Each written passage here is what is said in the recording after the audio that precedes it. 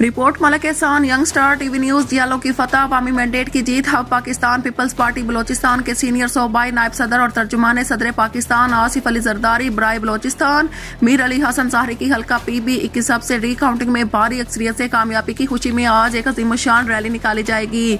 ये रैली आज दोपहर 2 बजे पाकिस्तान पीपल्स पार्टी के ज़िले राब्ता ऑफिस हब से रवाना होगी।